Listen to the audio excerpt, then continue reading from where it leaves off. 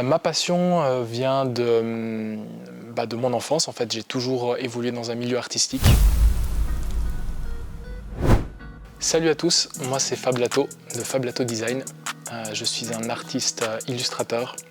J'ai fréquenté une école d'art contemporain où j'ai pu toucher un petit peu à tout, la bande dessinée, l'illustration, la peinture. J'ai ensuite fréquenté une école d'art contemporain où j'ai pu aiguiser ma technique et mon œil artistique. Et j'ai ensuite eu la chance de travailler pour une marque de renommée, une marque de mode, en tant qu'artiste 3D, où j'ai pu toucher là aussi un peu à l'aspect technique de la 3D. Et je viens aujourd'hui avec un style un petit peu plus simple, plus propre et minimal. Ma passion vient de mon enfance. En fait, j'ai toujours évolué dans un milieu artistique, la musique, la danse, le cinéma. J'ai toujours aimé dessiner. Souvent, on me mettait dans un coin, on me donnait un crayon, un papier et je dessinais, j'étais tranquille. C'est aussi la façon pour moi de m'exprimer, d'exprimer des choses que je ne pouvais pas dire. Et puis voilà, donc c'est resté et ça restera, je pense, encore un bon petit moment. Je puise mon inspiration dans tout ce qui nous entoure. Je suis un passionné d'art, je suis un passionné de mode, je suis un passionné de musique. J'essaie de puiser un petit peu partout ce qui me plaît.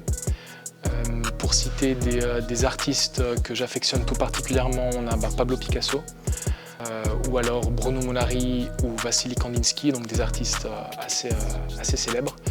Et puis actuellement, j'ai une préférence pour certains artistes comme Takashi Murakami, qui est un artiste qui joue avec les codes du manga, un univers très coloré et un peu fou.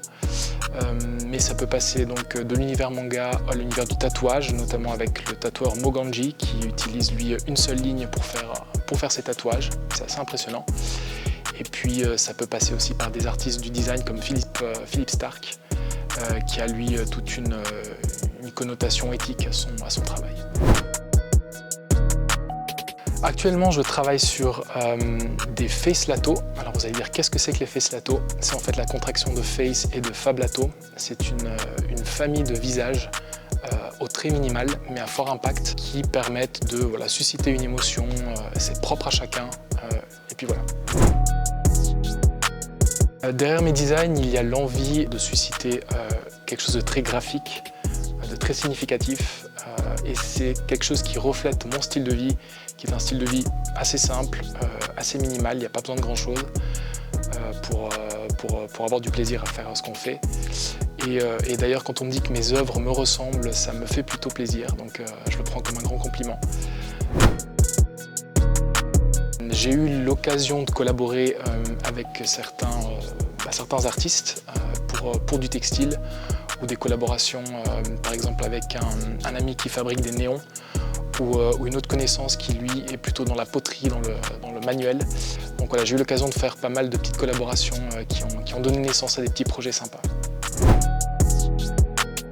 Pour la suite, il y a plein de projets, ça bouge pas mal, notamment une collaboration avec une marque, la marque que je porte en ce moment, Calab, qui est un projet qui me tient à cœur et c'est une marque qui va vous réserver plein de surprises.